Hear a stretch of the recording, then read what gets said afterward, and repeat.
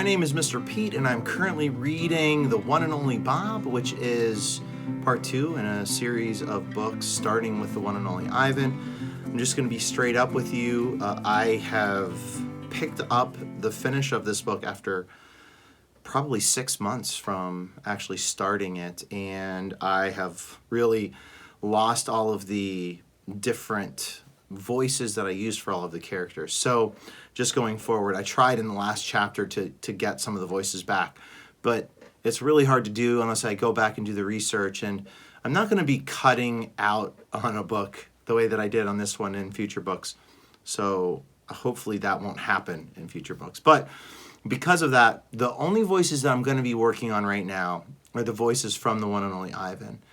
Snickers, Bob, Ruby, and Ivan. And I do want to give you a warning, from reading The One and Only Ivan so many years, it's hard for me to kick into Bob voice and then back to Ivan voice, because this book obviously has different perspective with it being a Bob's book. So all of the dialogue, since this is first person, is all the thought dialogue, the narration is coming from Bob. So whenever I start talking like Ivan, I kind of go into that thought bubble, first person narrative of Ivan. So you'll hear me kind of go back and forth, and I do just want to apologize about that.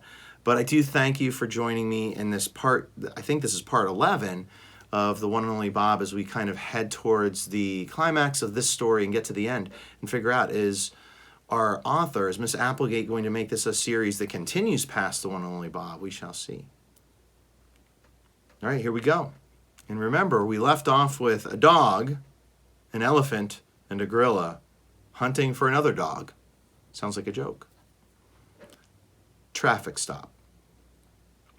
We slog up a slight hill and round a corner. The traffic lights are out, and nobody seems to be on the streets. That is, until we cut through a stand of palm trees and come across some police cars and a slow-moving squad car. Its blue and red lights circling. "Attention," one of the officers announced over a loudspeaker. "This area is under a mandatory evacuation order. Do not..." The announcement stops, and so does the car. "Uh-oh," says Ruby. "I think they spotted us," I say. "We're kind of hard to miss," Ivan points out. The car moves closer, so close that I can see dropped jaws and bulging eyes. The car brakes to a stop. The driver's side door flies open, and one of the officers jump out. The other officer, a skinny young guy, follows suit, but he looks annoyed. "What are you doing?" he says. "Don't be a hero. We could have stayed in the car where it's safe." "I am looking," says the driver into a radio receiver, "at a gorilla and an elephant, and the gorilla has a tiny dog on his shoulder, and no, I have not been drinking." "They said the park got hit by the tornado," says the skinny officer, carefully aiming his pistol. "We can't exactly shoot a gorilla," the driver says, and I like the way she's thinking. "Try me." "What's his crime exactly? Jaywalking?" "Thing is, I love elephants," says the driver. "My daughter collects stuffed elephants. I mean, stuffed toys, not stuffed real ones." She listens to her radio for a moment. "Get animal control out here," says the skinny officer. "Get a van. Get a moving truck. Get a 747. I don't care." "Ivan," I whisper in his ear, "this is not looking good. You and Ruby got to stay put. Don't make any sudden moves. No funny business, okay? These guys are freaking out." Ivan sits down on the ground slowly, very slowly. Ruby settles next to him. The driver smiles. "Oh, that's so cute." Skinny officer nods. "Yeah, in a deadly kind of way." "I gotta do this," I say to my friends. "If you stay calm, they won't mess with you." "But, Bob," worry clouds Ivan's face, "you need us." "What I need is for you to stay alive," I reply. I can see he isn't going to listen to reason, so I try a different approach. "Ivan," I say, "it's like this. Boss is my sister. I let her down once, and now, well, I have a second chance. I'll explain it all later, but I need to do this." Ivan looks at the officers, guns drawn, then nods. "You are the one and only Bob," he says. "You got this, pal." So a connection back to the one and only Ivan when Bob says, "You are the one and only Ivan, the mighty silverback. I leap into the air, into the vast unknown, just like Keemu did." Well, maybe not quite so elegantly, but I do my best. Lightning and fireworks. It isn't far to the bridge, but far is relative when the wind is blowing down houses like the big bad wolf. Simile. I watch a stop sign fly past. I navigate around trees scattered like popsicle sticks. Simile. I keep an eye out for gators and pythons. Lightning strikes a tree. I brace for the thunder. It shakes the earth, the air, my teeth, my bones. Hyperbole. A branch falls on a power line. Sparks dance like fireworks. Personification and simile. I hate fireworks. Most dogs do. I move with more care after that. I know enough to stay away from down power lines thanks to the Weather Channel and storm chasers. Man, I love TV. I'd give anything to be watching it from my nice cozy bed right about now. Good thing I know where the bridge is. My swollen nose throbs. What's the point in owning a top-of-the-line sniffer if it's not working right? When I pass a bird's nest on the ground, I offer to help the owner, a jay. She swears at me. At least I think she does. I hear nuts and some other interesting words. I tend to forget that in some circles, dogs are considered predators. Vocabulary word, predators. So, a bird is going to be afraid of a dog because it doesn't want to become lunch. I wonder how Keemu and the other escapees are doing. One thing I know for sure, having been on the inside and the outside, is that way too much of the world ain't made for wild animals. How would a meerkat cross a highway? How would a panther face down a city block? How would a wolf survive an encounter with a gun? I would really like to hear Keemu's story next. The one and only Keemu. For that matter, who do I think I am playing hero? Nutwit was right. I'm soft, I'm slow, I'm not a street dog anymore. I'm a pampered, lazy pooch. I hear the rush of water, a different sound from the pouring rain, and out of nowhere, there it is, the creek. Boss mentioned that the car was near the bridge, but when I get close, I remember what the officer at the shelter said. The bridge had collapsed, and then I see it. A little car, round top, floating, caught in a dislodged tree at the edge of the roaring creek, not far from the crumbled remains of the bridge. And on top of that car, even though it's completely impossible, is a puppy. Waiting. And all I can think is, that dog is a nincompoop. What a cute picture of a dog. Sitting on top of what looks like a VW Beetle. Another bridge. The creek is filled with pieces of trees, boards, trash cans, plastic chairs, everything you can imagine. It's moving way too fast for me to try to cross. I stare at the far side of the creek, at the collapsed bridge. I really wish I hadn't seen that puppy. I know there's another way to cross the creek of sorts, downstream a bit, an old pedestrian bridge made of wood and metal and rope. No one uses it anymore. No one with any sense. Does he have sense? When I reach it, the little bridge is swaying like a cradle, simile. It's blocked off by a rusty metal gate to keep people from using it, but I can easily squeeze through the bars. I run halfway across, lose my footing, run some more. Gulp. Onomatopoeia. What am I doing? A fresh gust pushes the bridge with such force that I slip. Half my body is dangling off the edge. Suspense. I dig my claws into the wet wooden slats, and oh, am I glad my nails are long and sharp, because I fight off Sarah's clippers whenever I can. Pulling. Man, I wish I hadn't eaten so much cheese over the years. And then, oomph! One last effort, and I'm back on the bridge. It feels good, so good to return to that little stretch of swinging slats. I want to live. Really, I do. I don't care about the puppy anymore. I just don't want to die this way. Not like this. The fear's in my throat, my heart, my gut. I've got to get off this rickety bridge, get back to Ivan and Ruby, back to my wonderful Bob-smelling bed. I'm not a hero. Never have been, never will be. Still saying it. I can live with that, because at least I'll be alive. I turn, moving snail slow, because the stupid bridge just won't stay put, crawling on my belly so I won't lose my footing again. almost to the end. I glanced back like a fool, just in time to see the car with the puppy lurch loose from its mooring in the tree, swirling in the middle of the creek like a toy boat in a bathtub. Simile. The puppy isn't howling or anything. He's just lying on his belly, same as me, waiting. What a nincompoop, I think yet again, and I'm honestly not sure whether I mean him or me. Prediction. Hero. I will not lie.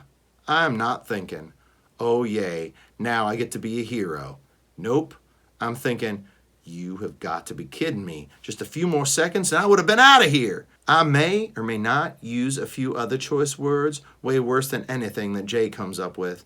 Then I run back to the middle of the bridge and wait a split second, maybe two, maybe three, and I jump. Cartoons. And I ain't proud of this, but halfway down I remember that I really, really, really don't like riding in cars.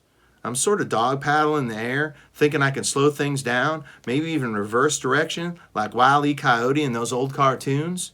Cartoons are ridiculous for a reason, not a movie. So, in a movie, I'd land all graceful and tough and grab that little guy, but this isn't a movie. I kind of land on top of him, legs splayed out like a bug on a windshield, simile. Not enough to smush him, but definitely enough to annoy him. The car spins, dimps, rights itself.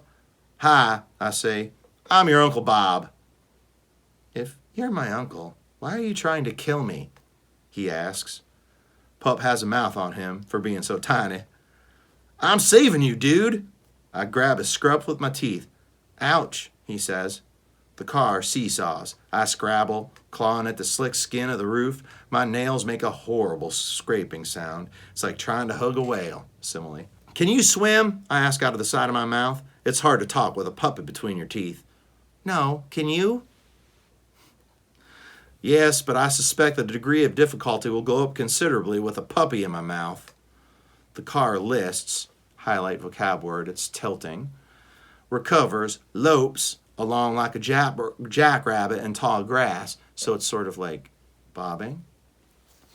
My claws make tracks in the paint. How'd you get on top of the car, I ask.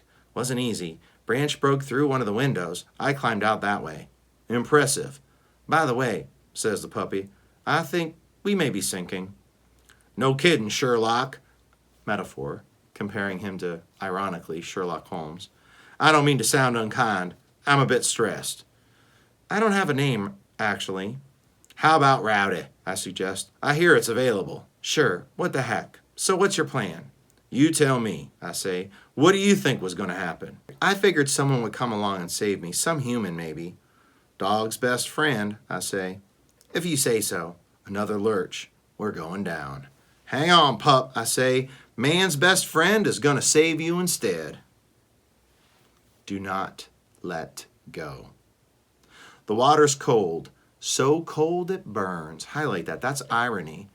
Cold doesn't burn. I mean, really super free. You get freezer burn, but it's not that kind of cold. It's just he's using the opposite to compare how cold it feels. I paddle frantically. Nothing happens. It's like pawing air. Simile. I keep my teeth tight on Rowdy. Do not let go. Do not let go, I tell myself. But the water's churning into my nose and throat, and if I cough, he'll be a goner. We hit something hard and metal straight on. I'm underwater, submerged as bits and pieces of the world rush past. It's like the tornado, only wetter, simile. I dig at the darkness. I think of all the things I'll miss when I'm dead. Cheese tops the list. Well, okay, maybe Ivan and Ruby and Julia and George and Sarah top the list, but then, total of cheese. My back paws graze the bottom, my nose burns, my lungs burn, everything burns. I have to cough. I can't cough. Mustering all my strength, I struggle to the surface for a moment, fighting the water with my paws. Rowdy is dead weight in my mouth. I hit bottom again, and this time I use it like a springboard, simile, lurching, vocabulary word again, toward the edge of the water, toward solid land, toward grass and dirt and trees and bushes and a whoosh of fur and pain. Oh man, the pain. Someone grabbing my paw, losing it, teeth, sharp, sharp teeth, the smell, even with my messed up nose, of wildness and danger. Something grabs my scruff, yanks, pulls me to safety, back to the world, back from the brink. Wildness, danger. Who saved Bob? Keemu again. Keemu has me. He drops me to the mud. His teeth smell of blood. My blood. I drop Rowdy. My teeth smell of blood too. For a long time, no words come. Just panting, coughing, panting some more. Nothing from the puppy. I shove him with my paw, nudge him with my nose. Nothing.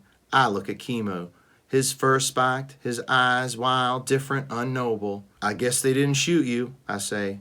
They tried, he says, eyes on the puppy. Thank you for, I trail off. He glances at me. Didn't do it for you. A pause.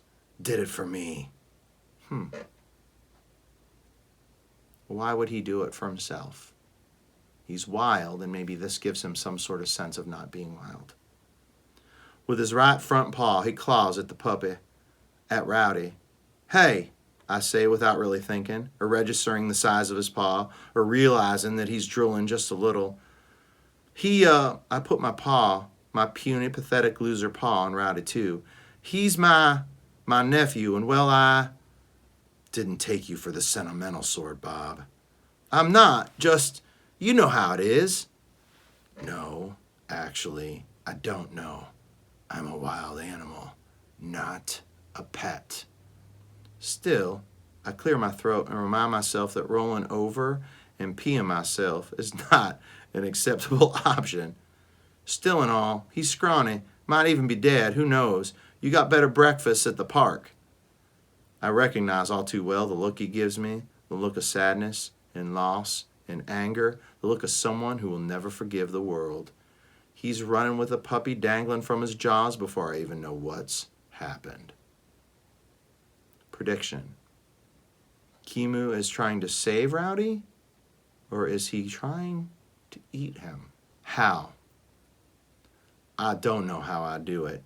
If I did know, maybe I could understand that other part of me, the wolf part. I run faster than I've ever run. I growl louder than I've ever growled. I grab Keemu's throat. I clamp down. I do not let go. Gone. He can kill me. With a sidelong glance and a half-hearted bite, he can kill me. I know that, but he doesn't. He drops the puppy. He shakes me off and pulls free. He pauses, looks at me like he's seeing me for the first time. He gazes at the sky thick with clouds, no moon, barely any sun. He raises his head. His howl is long and sad and beautiful. He runs. First aid. Rowdy still isn't moving. I don't know what else to do. So I bite the heck out of his tail. Perks the little guy right up. The truth. It hits me then. I'm so tired, so banged up, I can't go on, even if I want to. I carry Rowdy to a sheltering tree, cuddle him close, give him a couple licks for good measure. Now what? He asks. Now, I say, we wait. For what? For humans, I answer. For help. Are you sure they'll come? I think for a moment. I remember all the people I've seen today, the police and rescue workers, the park employees, the staff at the shelter, the folks at the donut shop opening their door to a strange collection of animals. I remember George running to get Julia and Julia trying to get me and Sarah struggling to find them both. I breathe in the sweet smell of puppy. It's important to tell the truth. I'm sure, I say. Forever. The eye of the hurricane passes. The storm rages on. It feels like a year, like 9 years even. Hyperbole. It feels like forever. Rescue. When I hear Julia calling my name through the open window of her parents' car, I pick up Rowdy and dash over like it's my favorite place on this lonely ball called Earth. No clickers necessary. No treats required. I fly my drool flag all the way home. Sounds like a climax in our plot mountain to me. Bob becomes a hero. Pretty cool. I'm not really going to add anything more than that, other than we've seen Bob come to a place where he never thought he could. He knows where home is now. He found his sister. He saved his nephew. He's a good friend. He's a good uncle. What happens next? We'll pick that up, part 4, and we will finish our book. I will see you on the next page. Peace.